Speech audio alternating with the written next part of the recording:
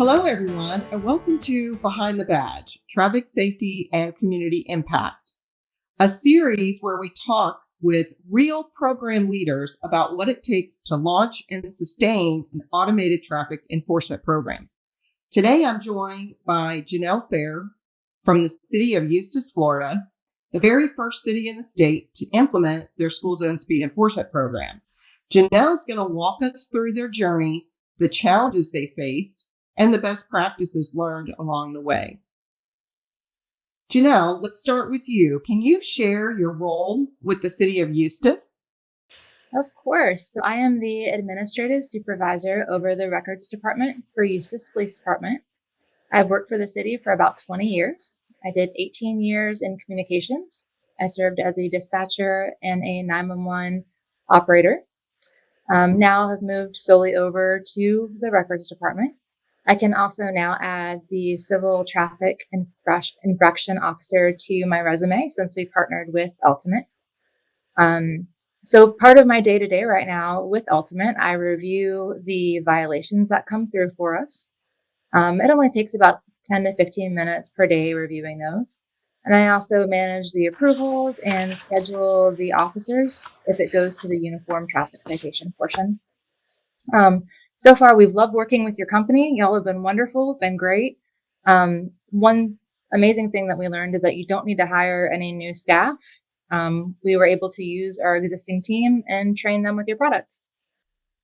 That's wonderful. So why did Eustis decide to implement an automated traffic enforcement system? Sure. So we decided to implement this system. As with many agencies right now, we had growing concerns about the school zones. A lot of people, as I'm sure you see day to day, speed through the school zones. And as much as we would love to have an officer stationed at every single school zone, it's just not possible. So we're now using the automated traffic enforcement to help us. And it's working now, according to the numbers. I think our chief met you at a conference, and he was really impressed with how honest you were about this program, how knowledgeable you were about this program, and your integrity-driven approach really stood out to him. So thank you for that. We also thank you. I appreciate that. We felt supported by y'all from the beginning. It's been great. It wasn't just like we were being sold a product. You've been there to help us through. And we really do appreciate your willingness to problem solve with us as we're going through this. And we consider y'all a true partner. So thank you. Well, thank you. And we appreciate that as well, because as you know, this was the first program in the state. We're all learning at the same time, right? We all had to go through stuff with implementing new programs in a new state. So we appreciate your partnership and you being willing to work with us to make sure that we're doing everything exactly the way it needs to be done as the first program in Florida. Speaking of that, what kinds of unique hurdles did you face by being the first one in Florida to launch a program? I know there I'm sure have been a few. It have. So we definitely did face some unique hurdles by being the first city in Florida to launch this program. First off, we had no playbook. No one else in the state of Florida had this program yet. And of course, different states are going to have different statutes and different rules that have to be followed. And those hadn't been set up yet in Florida. So some of the stuff we couldn't find out until we were actually in it, doing the process. The Department of Revenue didn't have a form set up yet for submitting funds. So we had to wait on that to be approved before we could start doing that. Also with the UTCs, there wasn't a template set up yet specifically for the school zone automated programs. So we had to wait for that to be set up because just like the red light programs, there is a different citation format. Thankfully, that is now approved and is now available to us. We also had to get a little bit creative by implementing the trailer-based systems with Altumint because we weren't able to get permitting for the standard way of putting the cameras on the poles. But thankfully, y'all have a few different solutions. So we were able to work through that very quickly also. And we appreciate that to get the system up and running. So hopefully we've done a fairly good job and we've set the tone for our other local agencies who are also starting to follow our lead and implement these systems and keep our school zones safer. That is fabulous. Thank you so much. So what I know there were some challenges and maybe some unexpected challenges on the finance side of the equation. Can you walk us through those and talk about how you worked with the city finance team and others to work through those challenges? Yeah, so we were able to work with our finance team to kind of go through those challenges. Like I mentioned before, the Department of Revenue, that was a big one. It took us about a month and a half to get approved through the Department of Revenue to use the form. So to anyone else who may be starting this program, go ahead and get that filed early. Set up your account with the Department of Revenue early. That way it is ready when you're ready to submit funds to them. Another unexpected hurdle that we had was we thought that y'all were going to be able to submit the funds to the Department of Revenue on our behalf. But then we found out that the Department of Revenue had implemented rules that you couldn't do that each agency could not have a third-party vendor submit the funds. So we had to do that ourselves. But we all have made that process very straightforward. We get a weekly report that breaks down all the different violations. It breaks down where the money goes. And you were able to create that report with us.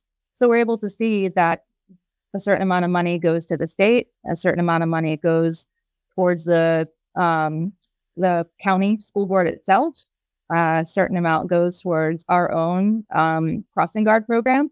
And that's all broken down weekly for us, which makes it very simple for our finance department to be able to submit the correct amount of funds to each different place. And I would also recommend to any agency setting up a different account for these funds specifically and create different items so it's easily tracked. But your weekly reports make it very easy for auditing purposes as well. Well, thank you. And you guys reached out to the school district directly, correct, to set up how and the frequency of when you were going to pay those funds? Correct. And that's up to each agency's discretion or school board's discretion as well to work out if they want those submitted weekly or monthly. It's whatever works out best for both of those entities. Great. Now that we're through the implementation and now your team has started approving citations and beginning the actual process, how did you adjust to using the BioView system and what has helped you most? So the BioView system is very easy to use. And right at the beginning, y'all offered training. It was via, I think, either a Zoom meeting or a Teams meeting that broke down everything from logging in to resetting our password to viewing the different violations, how to view the different UTCs, how to reject violations, really user-friendly. Each violation only takes about 10 to 15 seconds to review. So it really doesn't take that much time out of our day at all to look through them. The training was very clear. It was very supportive. One thing that our officers love is that if a violation is taken to a hearing, or even if a UTC is taken to court, there's a pre-written narrative inside of BioView for them to follow, which they all, of course, loved because it made it simple on them as well. Great. I was just going to ask you, some agencies are really nervous about the hearing process. I hear that a lot. How did you guys handle your first hearing? Some of the hurdles with that we can talk about. And then also, what advice would you give to agencies, that you've learned about that hearing, especially if they're a little nervous about that piece of the program? Sure. So we were incredibly nervous about the hearing because it was scary, right? Again, no one had done it. We didn't know what to expect. We didn't know how the flow was going to go. So to other agencies, first, I would recommend a mock hearing. If you have a special magistrate, code board, whoever's going to be heading it up, have them attend.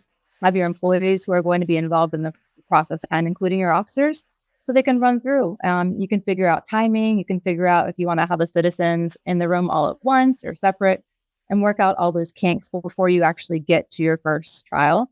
It makes it a lot easier. Of course, you get to review the docket in advance. That's all prepared in the BioView system. So we're able to see which violations are going to the hearing. And it all comes in a little packet, basically, where it has a photo of the license plate, it has the video, it has the photos of the vehicle, the actual violation itself. Super neat. So you can either print it out, or we saved it to a file where we were able to play the actual video in court. Made it really easy on the magistrate. Also, y'all having a representative at our first hearing and at future hearings if we want. Big help. We were most nervous about answering questions on the calibrations.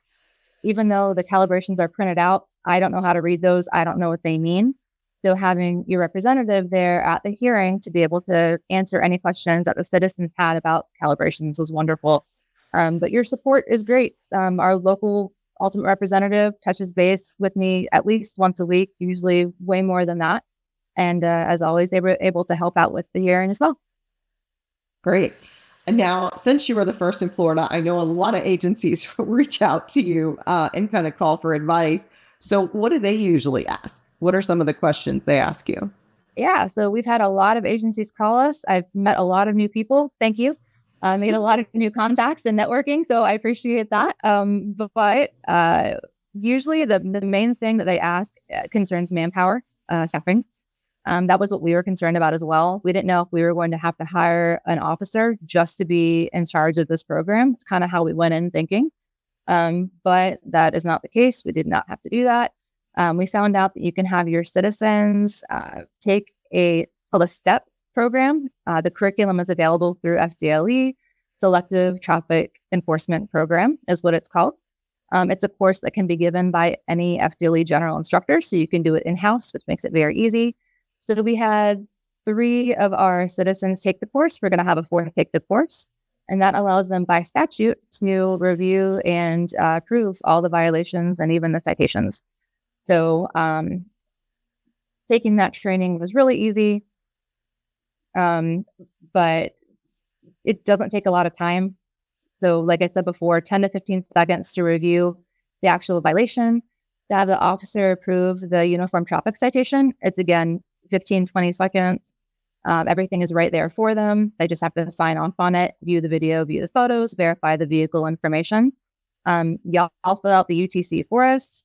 You mail the UTC certified mail for us. So we're not involved in any of the mailing. It's just looking at the computer screen and verifying the information and hitting select, approve. Another area of concern they had was how much autonomy we had to make decisions for our own agency when we brought in another vendor. So for example, say we have a citizen come in that can't pay the violation within the 30-day period. We're able to offer them a payment extension based on our discretion. It could be 2 weeks, it could be 30 days. Once we approve that, I just send an email to our representative. They handle all on the back end in your system. We don't have to do anything further. And that'll extend the citizen's due date, which is something that we love offering, because it can catch you off guard, receiving a violation and only having 30 days to pay. Another area of discretion that we have is if someone receives multiple violations. Sometimes, especially when the program first goes live, you have someone who has driven through that area and always been through that area, and they'll receive 3, 4, 5 violations within that, first couple week period. So we're able to say, no, we'll keep the first one. We're going to dismiss the rest, just as a courtesy to the citizen. And again, really easy. I just email our representative and give them the violation numbers and request they be dismissed. And that's taken care of. I would recommend when you're going through the implementation to write good policies, definitely involve your civilians because they are going to be handling the majority of, questions from other citizens and of course questions from other agencies, and have open communication with your Altumint rep.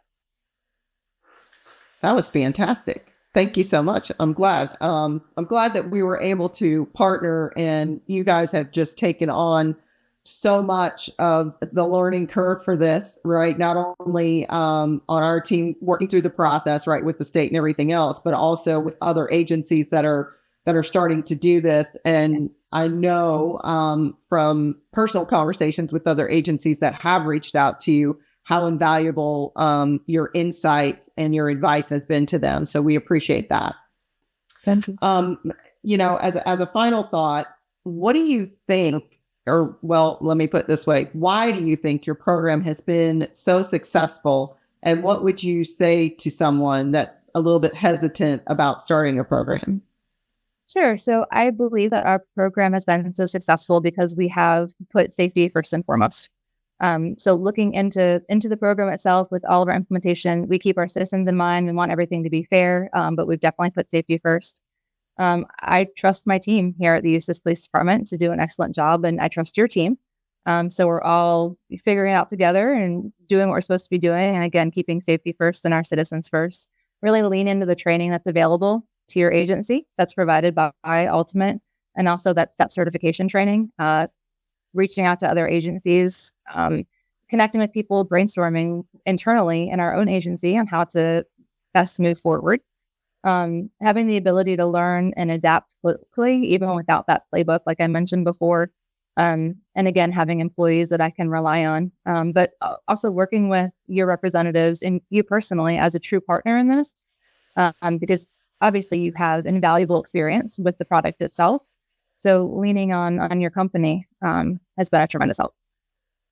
Well, thank you so much. And I will say, I mean, we do pride ourselves on being a true partner, right? We're not just a vendor that's going to come in and drop off equipment, but we're really going to partner with you to make sure that, again, this is all about safety and that we are improving the safety of the lives of the children walking to and from school every day in the Eustis community as well as other communities around the state. Thank you so much for your time today. I really appreciate it. And I'm hoping that this helps others, around the state as we put this out. But we were excited to have you as one of our interviewees for this program. So we really appreciate your time. Thank you so much. And have a great day, everybody. Thank you.